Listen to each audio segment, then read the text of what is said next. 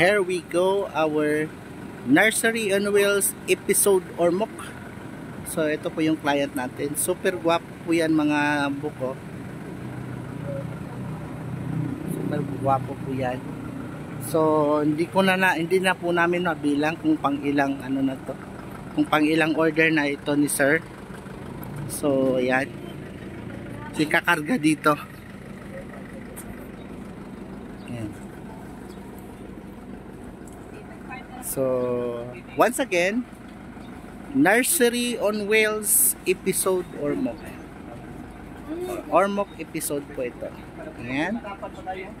So, order ito ngayon. Additional order ito ng dwarf coconut,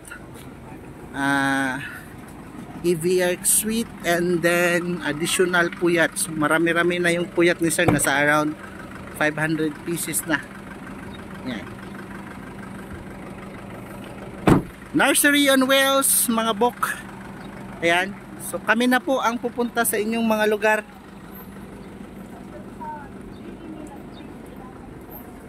Ayan.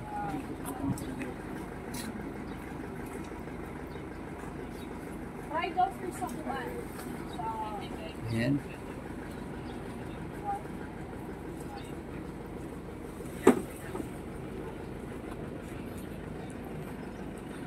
So, previously si Sir Richard yung nag-receive, pero bago na naman yung tao ni Sir. Ayan. Kita niyo naman. So, si Mrs. muna yung nagkikipag-usap. Kasi wala pa po akong kuhang picture dito.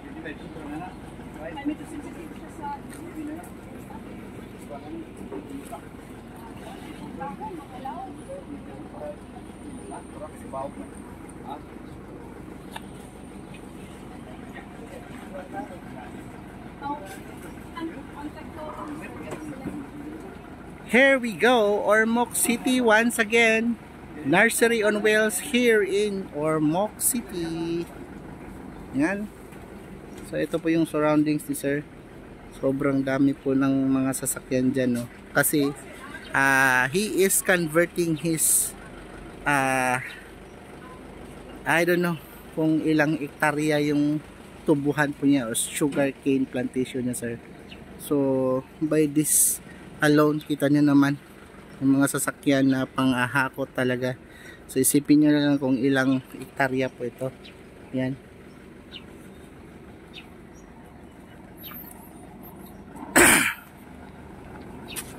Tanongin nga natin din sir. Sir, may idea ka kung ilang hektarya yung tubuhan ni sir? Ang alin? Yung tubuhan ni sir? Tubuhan ni sir? Oo. May ilang hektarya? Dati?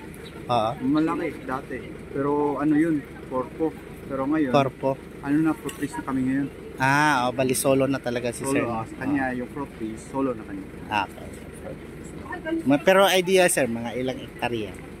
So, meron kami tataniman na ano doon for jackfruit lang. I think mga 7 hectares yata yun. 7 hectares. Sa jackfruit lang yan, alone. Lang yun. Laki. Anyway sir, i-off cam ko na lang po ito mga bro. Kasi may mga ano tayo, mga detalye na ano. Basta jackfruit, malaki-laki pa.